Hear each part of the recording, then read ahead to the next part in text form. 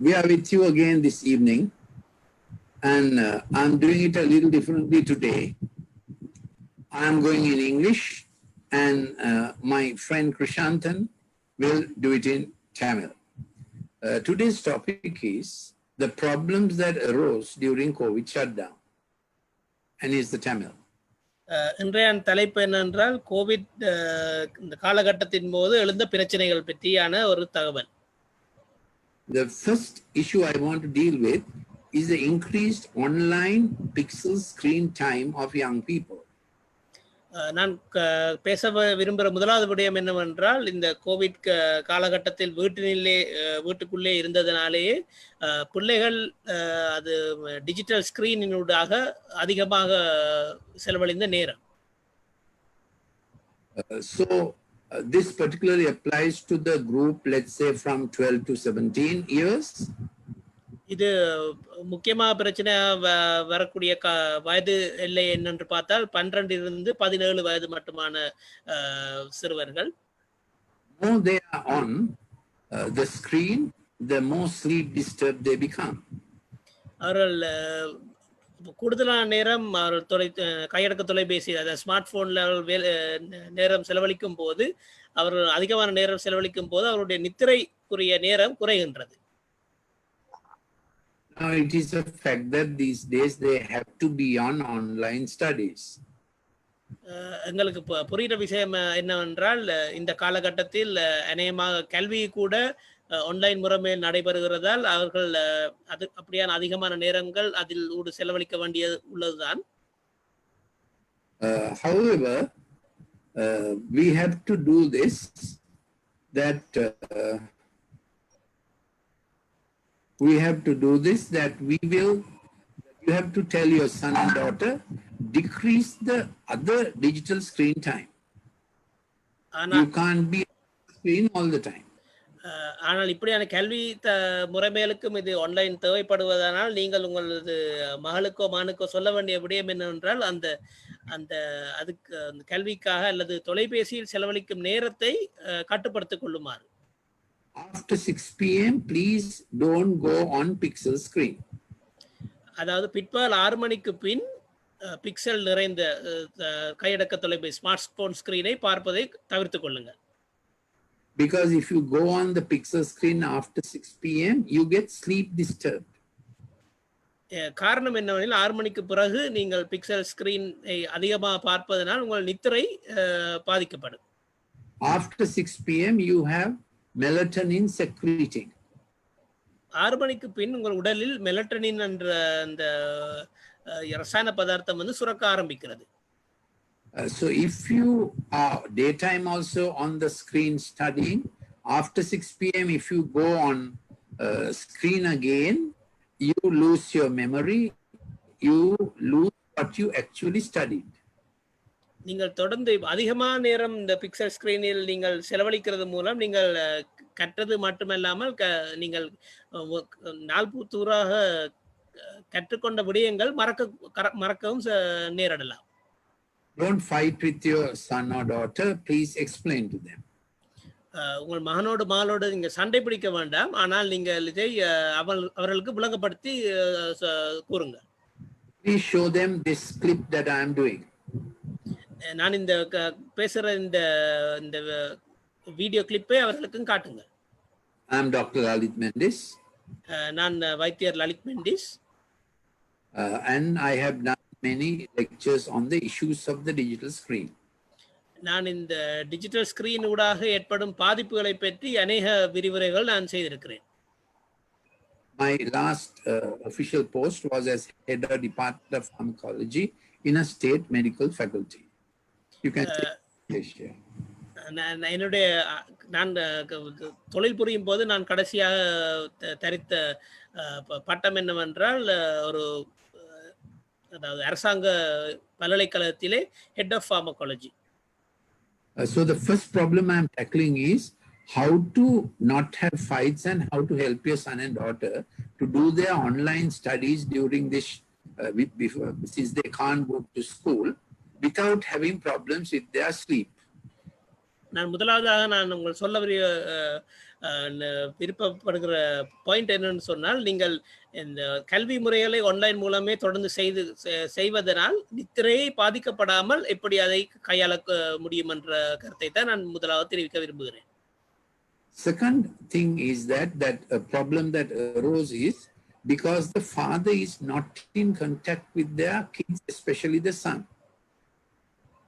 இரண்டாவது என்ன பிரச்சனை என்று சொன்னால், வீட்டில் தந்தை சிலவேளை உங்களுடைய மகனோடு மகளோடு பேணுகிற நேரம் குறைவாக இருக்கலாம். So there's a necessity, particularly for the father, to connect more with your children at this time. அதனால் இந்த நேரம், இந்த கோவிட் சமயத்தினுள் உங்களுடைய ஒரு தாப்பனாராக உங்களுடைய மகனோடு மகளோடு நீங்கள் ஓரளவு அதிகமான நேரத்தை நீங்கள் செலவழிக்க கூடும். Now it's a fact that both father and mother went through stress during COVID shutdown. எல்லாருக்குமே தெரிந்த விடயம் என்னவென்றால், வீட்டிலே ஒரு சாதாரணமான வீட்டில் ஒரு தந்தை தாய் 2 பேருமே இந்த கோவிட் நாடு சென்ற காலகட்டத்தினுள் 2 பேருமே பிரச்சனைகளை அவர்கள் முகமிட்டு நேரிட்டது. But you have to understand the problem kids face is more than your problem. ஆனால் நாங்கள் விளங்கிக் கொள்ள வேண்டிய விடயம் என்னவென்றால், பிள்ளைகள் கூட இந்த நேரத்திலே அவர்களுக்கும் பிரச்சனைகள் அவர்கள் முகம் கொடுக்க நேரிட்டது. அவர்கள் முகம் கொடுக்க வேண்டிய பிரச்சனைகள் ஒரு தாய் தகப்பனாராக நாங்கள் முகம் கொடுத்த பிரச்சனையை விட அதிகமாக இருந்தது. Young people need to go to school and need outdoor activity more than us. ஒரு சிறு பிள்ளைகள் எப்படியும் வீட்டை விட்டு வெளியே போய் அவர்களுக்கு விளையாட வேண்டிய அந்த உடலை செலவழித்து விளையாட வேண்டிய விருப்பம் அவர்களுக்கு அதிகமாக இருக்கின்றது. So father, my plea is that please catch up on your time with your son and daughter during this period. நான் சொல்ல விரும்புவது என்னவென்றால், தந்தையாராகிய நீங்கள் இந்த கோவிட் நேரம் அதிகமாக வீட்டிலே சற்று அதிகமாக நேரம் செலவழிப்பதால் உங்களுடைய மகனோடோ மகளோடு செலவழிக்கும் நேரத்தை கூட்டிக் கொள்ளுங்கள். Use this period for the family to get close to each other. இந்த நேரத்தை பயன்படுத்தி குடும்பமாக நீங்கள் இன்னும் பின்னி புழைந்து ஆளுக்கால் கிட்டுக்கொள்ள பாவித்துக் கொள்ளுங்கள். The third thing I have to get on to is that there was a issue about men and their sexual activities and their sexual addictions.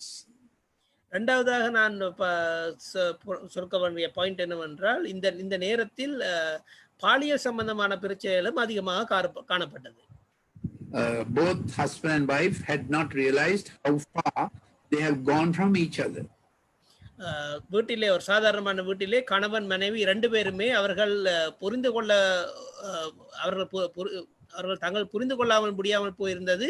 அவர்கள் ஒருவரை ஒருவர் விட்டு எவ்வளவாக விலகி இருந்திருக்கிறார்கள் என்று. At the second point, I was pleading that come home at 7 p.m. or whatever time, declare 2 hours, no smartphone, no digital media.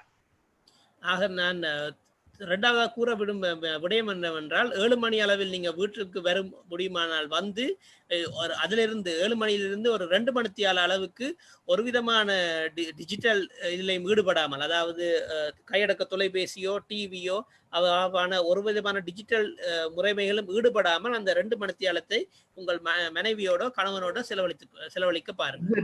Time your child is falling asleep, let's say at 9 p.m. உங்கள் மகனோ மகளோ 9 மணி அளவில் நித்திரைக்கு போறார் என்று வைத்துக் கொள்வோம். There is a neurochemical transmitter by the name of GABA, brain chemical. உங்கள் மூளையிலே ஒரு ரசாயன பதார்த்தம் இருக்குது, அதன் பெயர் GABA. GABA means gamma amino benzoic acid. அது வைத்தியர் சொன்ன மாதிரியான அதுதான் அதுக்குரிய விரிவுரையாக்கம். So when the child is falling asleep, that GABA is making the child to feel, I need to say this, I was wrong like this. So GABA gives temperance, GABA gives checking your behavior. That's what the child feels when the child is falling asleep.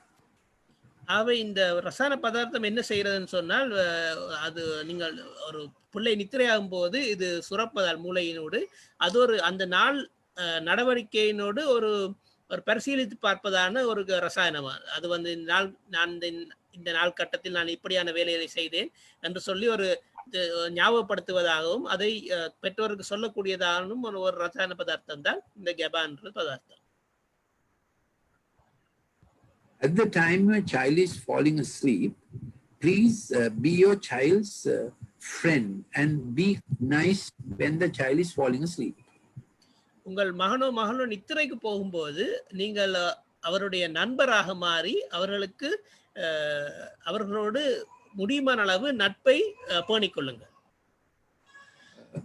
That is my second point. My third point was that men to guard their sexual activity. அதான் என்னுடைய இரண்டாவது நான் கொடுக்க வேண்டிய முறைமை. மூன்றாவதாக நான் கதைக்க விரும்புவேன் என்றால், ஆண்கள் தங்களுடைய பாலியல் சேர்க்கையை கட்டுப்படுத்திக் கொள்ள. It was a problem during COVID that both husband and wife had mistrust that came out during that time. Covid நாட்களில் ஏற்பட்ட ஒரு பிரச்சனைகள் தான் கணவனும் மனைவியும் ஆலையால் ஒருவர் மீது கொண்ட அவநம்பிக்கை வெளியே கொண்டு வர அது ஒரு நேரமாக இருந்தது. If you were addicted to pornography during COVID shutdown time, that also became a problem. நீங்கள் அதாவது போனோகிராஃபி என்று சொல்லி அந்த படங்களை ஆபாச படங்களை பார்ப்பதற்கு ஒரு அடிமைப்பட்டிருந்தீர்கள் சொன்னால் இந்த நேரம் அது அந்த பிரச்சனையும் வெளிவர கொண்டு வருவதற்கான ஒரு நேரமாக இருந்தது. So that point is about husband, dad, how you need to keep your sexual passions for your wife only. And also the COVID shutdown time brought pressure on that also. இந்த கோவிட் நேரங்கள் வந்து இப்படியான ஒரு ஒரு சந்தர்ப்பத்தை மேற்படுத்தினது. அது மட்டுமல்லாமல் அதாவது ஆண்கள் முக்கியமாக அவர்களுடைய பாலியல் சேர்க்கை அவர்கள் முற்றுமுழுதாக தன்னுடைய மனைவிக்கு மட்டுமே அதை கொடுக்க வேண்டுமான ஒரு தேவை வந்து இது ஏற்படுத்தி கொடுத்தது இந்த காலம். The fourth point I have to speak to the wife. நான்காவது பாயிண்ட் வந்து நான் வந்து மனைவிகளுக்கு கூற வேண்டும். Now I want to emphasize the fact that I speak on the context of marriage being for life.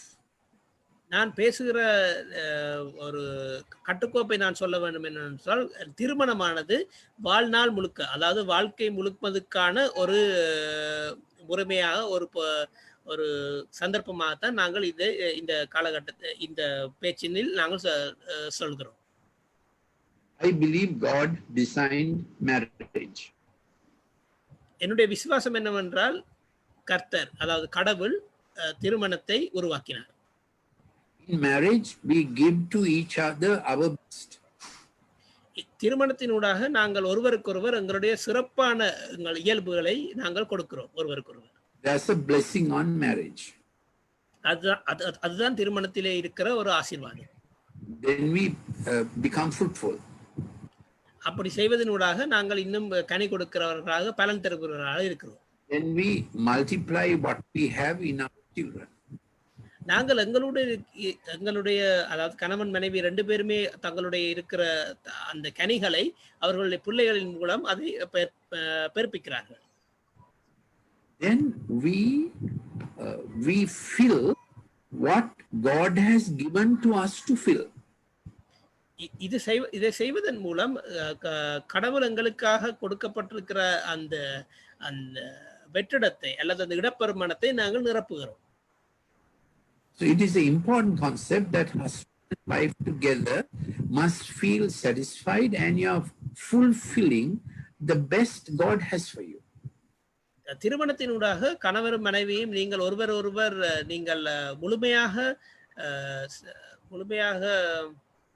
Satisfied ஆகிறதோடு மட்டுமல்லாமல் நீங்கள் அந்த வெற்றிடம், அதாவது கடவுள் வைத்திருந்த வெற்றிடத்தை நீங்கள் ஒருவர் இணைந்து அதை நிரப்புகிறீர்கள்.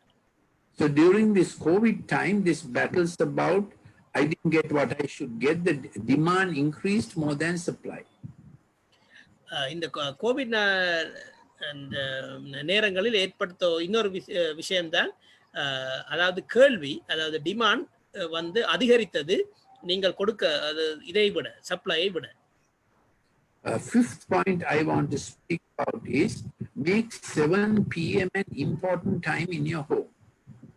ஐந்தாவது நான் கதைக்க விரும்புகிற விடயம் என்னவென்றால், பிற்பகல் 7 மணியை உங்கள் இல்லத்தில், உங்கள் வீட்டில் ஒரு சிறப்பான நேரமாக நீங்கள் ஏற்படுத்திக் கொள்ளுங்கள். Keep it as a family interaction time. அது ஒரு குடும்பமாக நீங்கள் ஒன்றிணைந்து அதை செலவழிக்கிற நேரமாக அதை வைத்துக் கொள்ளுங்கள். Every day, dad must give son and daughter a next step, next stretch experience. தினந்தோறும் ஒவ்வொரு நாளும் தந்தையானவர் மகளுக்கோ அவர்களது அடுத்த படிமுறையை அவர்களுக்காக ஒரு ஒரு சேலஞ்ச், ஒரு விரிவாக்கத்தை, ஒரு ஸ்ட்ரெச்சை கொடுக்க வேண்டும். This has a background. இதுக்கு ஒரு பின்னணி இருக்கின்றது. Child relates to mom most of the time till the child is 3 years old. ஒரு குழந்தையானது 3 வயது மட்டும் அளவில் தனது தாயை பார்த்தே வளர்கிறது. Mother makes it internally safe and intimacy for child. தாயானவள் தனது குழந்தைக்கு ஒரு ஒரு ஒரு பாதுகாப்பான சூழ்நிலையை ஏற்படுத்தி கொடுக்கிறார். Of course, dad also must be there. தாப்பரானவரும் அதுக்கான காரியங்களை, அவர்கள் முடியமான காரியங்களை செய்ய வேண்டும். But after the age of 3, it is dad who comes in to give the child confidence for things he has to do. ஆனால் உங்கள் குழந்தையானது 3 வயதை தாண்டும் போது தந்தையானவரின் பங்களிப்பு அதிகரிக்கின்றது. தந்தையானவர் தான் குழந்தைக்குரிய அந்த கான்ஃபிடன்ஸ், அதாவது அந்த குழந்தைக்குரிய தன்னம்பிக்கையை ஏற்படுத்தி கொடுக்கிறது தந்தையின் முறைமையா இருக்கிறது. Dad adds confidence and competence. தந்தையானவர் அந்த உங்கள் குழந்தைகளுக்கான கான்ஃபிடன்ஸ், அதாவது நீங்கள் திடமாக வேலை செய்வதையும், காம்பிடன்ஸ், அதாவது நீங்கள் திறமையாக வேலை செய்வ அந்த முறைமைகளையும் தந்தையானவர் தான் கொடுக்கிறார். Third, see that the dad add is conquest, that is to set the boundary and say, son, that's far and no further. மூன்றாவதாக தந்தையானவர் கொடுக்கிற விடயம் என்னவென்றால், ஒரு ஒரு செயல்முறையானது ஒரு எல்லையை காட்டி இது மட்டும் நீங்கள் போகலாம், இதற்கு மிஞ்சி போகக்கூடாது என்று ஒரு பிள்ளையை வரையறுக்கிறதுக்கான ஒரு அந்த ஒரு செயல்முறையையும் தந்தையானவர் செய்கிறார்.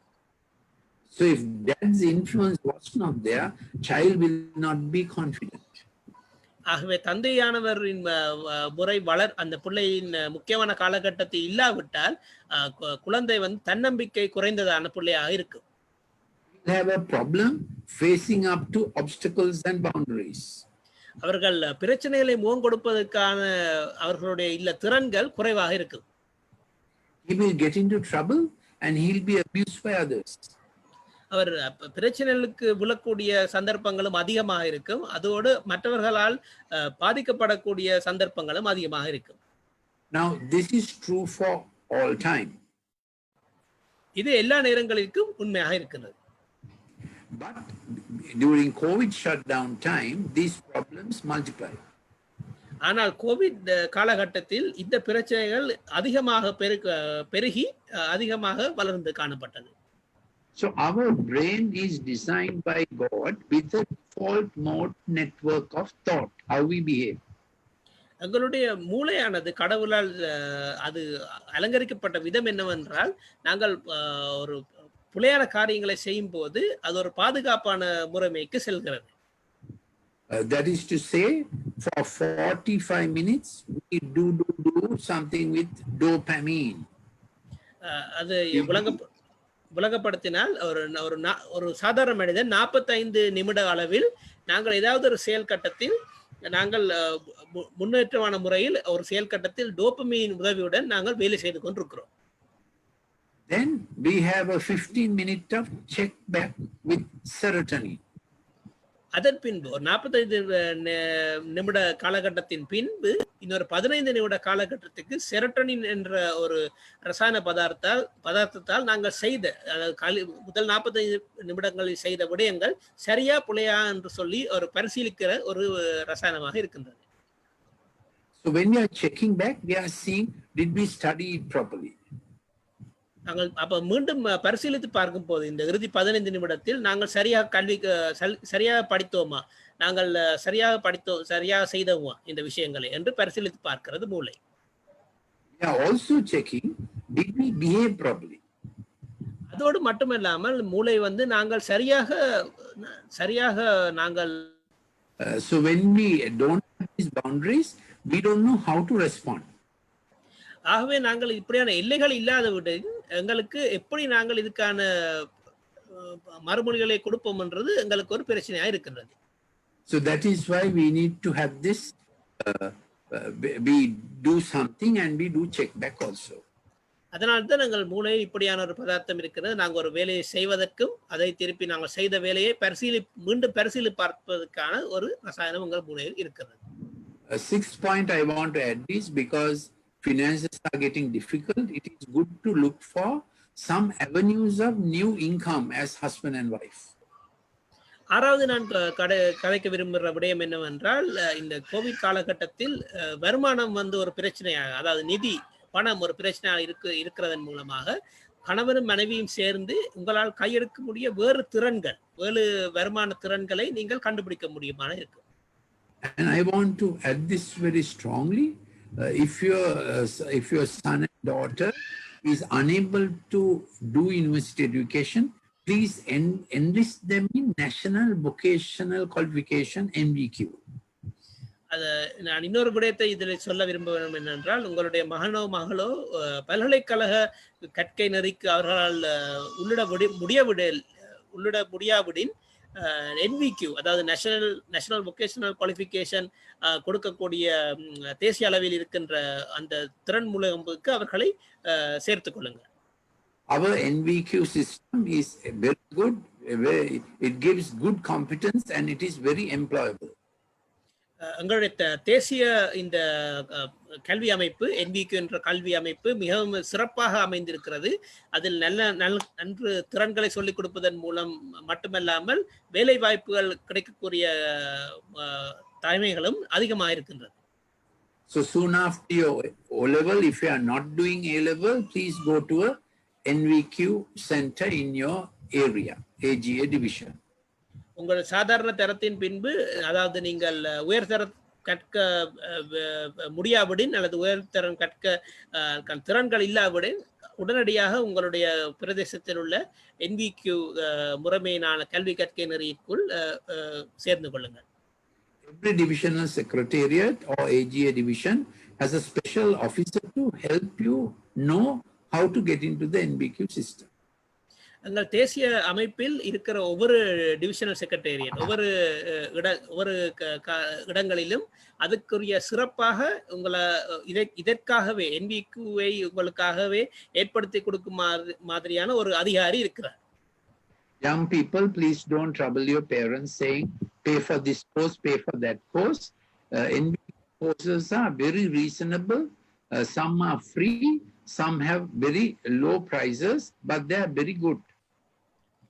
நான் சிறுவர்களுக்கு சொல்ல வேண்டிய விடயம் என்னவென்றால், உங்களால் இப்படியான நேரங்கள் ஏற்படுத்தும் போது நீங்கள் உங்கள் பெற்றோரை கஷ்டப்படுத்தாமல் நீங்கள் இந்த மாதிரியான சிறப்பான NVQ காலகட்டத்தில் கல்வி திட்டங்களில் சேர்ந்து கொள்ளுங்கள். You can go for NVQ even after A-level. நீங்கள் NVQ-க்கு, அதாவது NVQ கல்கை நெறிக்கு நீங்கள் உங்களுடைய உயர்தரம் முடிந்த பின்பும் சேர்ந்து கொள்ளலாம் விரும்பினார். Parents, please let them do their first degree in Sri Lanka. நான் பெற்றோர்களுக்கு சொல்ல விரும்பும் விடயம் என்னவென்றால், பெற்றோர்களே தயவு செய்து உங்கள் பிள்ளைகளின் முதலாவது, அதாவது டிகிரி ப்ரோக்ராம், அதாவது முதலாவது அவர்களுடைய டிகிரியை இலங்கையிலேயே கிடைக்குமாறு ஏற்படுத்திக் கொள்ளுங்கள். Please don't send your kids abroad spending a lot of money after O-level, after A-level. There are enough degree level programs in Sri Lanka. சாதாரண தரத்தின் பின் போ உயர்தரத்தின் பின்போ உங்களுடைய So பிள்ளைகளை my pleading, உயர்தரத்தின் பின்போ உங்கள் பிள்ளைகளை வெளிநாட்டுக்கு அனுப்பி even law, செலவழிக்க வேண்டிய அவசியம் தேவையில்லை. இலங்கையிலேயே NVQ ஆன திறமையான even law கலைஞர்கள் on இருக்கின்றது. அதாவது மருத்துவம் மற்றும் லோ பீடங்கள் கூடி இலங்கையிலே செய்யக்கூடியதாக இருக்கிறது.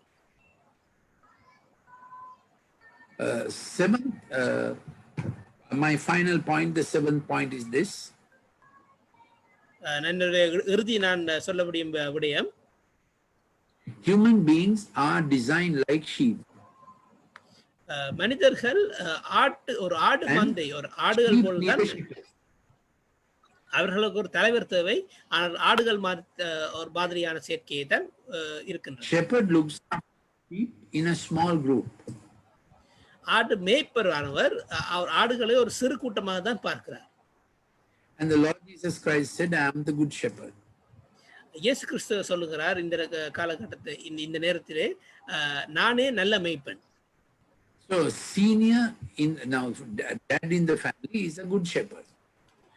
ஒரு குடும்பத்தின் ஒரு கட்டமைப்பில் தந்தை ஒரு நல்ல மேய்ப்பன். Teachers at school, he's a good shepherd.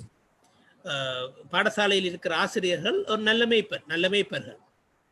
And in work, our senior at work is supposed to be a good shepherd. எங்கள் வேலை தளத்திலும் கூட எங்களுடைய மேலதிகாரி ஒரு நல்ல மேய்ப்பராக இருக்க வேண்டிய ஏற்பாடு இருக்கிறது. Above all this, Lord Jesus Christ says, I am the good shepherd for dad, for mom, and for kids also. இந்த முறைமையில் இயேசு கிறிஸ்துவானவர் சொல்லுகிறார், நான் தந்தைக்கும் தாய்க்கும் பிள்ளைகளுக்கும் எல்லாருக்குமே நல்ல மேய்ப்பன் நான். And he promises, my sheep will hear my voice. அதோடு அவர் சொல்லுகிற இன்னொரு விஷயம் என்னவென்றால், என்னுடைய ஆடுகள் என்னுடைய சத்தத்தை கேட்கும். Now we are very grateful in Sri Lanka. We have overcome the COVID problem. நாங்கள் இலங்கையில் நாங்கள் இன்னொரு நன்றி கூற வேண்டிய விடயம் என்னவென்றால், இந்த கோவிட் பிரச்சனையை நாங்கள் மிகவும் சிறப்பாக முகம் கொடுத்திருக்கிறோம். Our doctors used hydroxychloroquine to treat the COVID infection. எங்களுடைய வைத்தியர்கள் ஹைட்ராக்சிக்ளோரோகுயின் என்ற மருந்தை பாவித்தார்கள் இப்படி கோவிட் மூலம் பாதிக்கப்பட்ட நோயாளிகளுக்கு. So out of 1,200 patients hospitalized, only 11 died in Sri Lanka. இதன் மூலமாக எங்களுடைய புள்ளி விவரத்தை பார்த்தவென்றால் 1200 நோயாளிகள் வைத்தியசாலைக்கு உள்ளாக்கப்பட்ட நிலையில் 11 மரணங்கள் மட்டுமே ஏற்பட்டிருந்தது. So we say thank you to our doctors and health system, our PHIs, MOHs, everybody, nurses. நாங்கள் இந்த நேரத்தை எடுக்கிறோம் ஒரு நன்றியை தெரிவித்துக் கொள்றதுக்கு எங்கள் வைத்தியர்கள், தாதிகள் மற்றும் இந்த சுகாதார அமைப்பில் இருக்கிற எல்லா பணியாளர்களுக்கும் நான் நன்றி சொல்ல நாங்கள் இந்த நேரத்தை எடுத்துக்கொள்கிறோம். The COVID virus has a spike protein on its surface. Covid virus ஆனது அந்த ஒரு புரோட்டீன், அதாவது ஒரு கூர்மையான புரோட்டீனை அதனுடைய மேற்பரப்பில் கொண்டிருக்கிறது. That attaches to the human cell. அது ஒரு மனித செல்லை இந்த கூர்மையான விடயம் தாக்குறது. In the lung or in the red blood cell. அது நுரையீரலாக இருக்கலாம் அல்லது எங்களுடைய இரத்த செல்லா இருக்கலாம். And even in other places. எங்களுடைய உடலில் இருக்கிற வேற எந்த ஒரு இடத்திலும் இருக்கலாம். Hydroxychloroquine prevents the spike protein entering the cell. இந்த ஹைட்ராக்சிக்ளோரோகுயின் என்ற இந்த ரசாயனம் என்ன செய்யணும்னு சொன்னால், இந்த கூர்மையான பகுதி எங்கள் உடலில் இந்த செல்லுக்குள் செல்லுகின்ற இதை தடுக்கின்றது. In UK, many patients died because they did not use hydroxychloroquine. அதாவது இங்கிலாந்தில் அநேக நோயாளிகள் மரித்ததுக்குரிய காரணம் அவர்கள் ஹைட்ராக்சிக்ளோரோகுயின் ரசாயனத்தை பாவிக்கவில்லை. I am Dr. Lalit Mendis. நான் வைத்தியர் Lalit Mendis. You can look at my blog, Dr. Lalit Mendis blog. நீங்கள் என்னுடைய பிளாக்கை இதுக்காக மேற்கூறிய காரியங்களுக்காக பாய்க்கலாம். டாக்டர் லலித் மெண்டிஸ் பிளாக் என்று தான் அதை நீங்கள் Also, I have written many books. அத்தோடு நான் அநேக புத்தகங்களையும் நான் வெளியிட்டிருக்கிறேன். This book is available in English, Sinhala and Tamil. நான் இதில் காட்டுகிற புத்தகமானது மும்மொழிகளிலும் சிங்களம், தமிழ், ஆங்கில மொழிகளிலும் இருக்கின்றது. It describes how the digital screen will affect your studies. இந்த புத்தகத்தில் நான் என்ன கூறியிருக்கிறேன் என்று சொன்னால், டிஜிட்டல் ஸ்கிரீன் ஆனது உங்கள் கல்வியை எப்படியாக பாதிக்கின்றது என்ற விடயங்களை குறித்து எழுதியிருக்கிறேன். It also describes how you can make your brain brilliant. அத்தோடு உங்களுடைய மூளையை நீங்கள் எப்படி திறனுடையதாக மாற்றலாம் என்று கூடி இதெல்லாம் எழுதியிருக்கிறேன். And this is also the kind of graphics I do for lectures. இந்த மாதிரியான நான் காட்டின அந்த மாதிரியான படங்களைத்தான் நாங்கள் என்னுடைய விரிவுரைகளில் நான் பாவிக்கிறேன். You can contact us at our telephone number, send a WhatsApp. நீங்கள் எங்களோடு நீங்கள் கலந்து கொள்ளலாம், அல்லது எங்களை நீங்கள் தொலைபேசியினோடு வாட்ஸ்அப்பினோடு நீங்கள் எங்களோடு தொடர்பு கொள்ளலாம். Our WhatsApp number is எங்களுடைய WhatsApp இலக்கமானது +94 94 77 77 49 49 59 59 214. 214. We will meet you again in another talk like this. நாங்கள் மீண்டும் உங்களை இன்னொரு கதைப்பில் உங்களை நாங்கள் சந்திப்போம். Krishanthan Anand is a double graduate from the Colombo University. He has a BSc degree and also a computer degree from Colombo University. I am Dr. Lalit Mendis, and thank you for listening. We will come together again. Nalla Malay Mandanam. Good evening.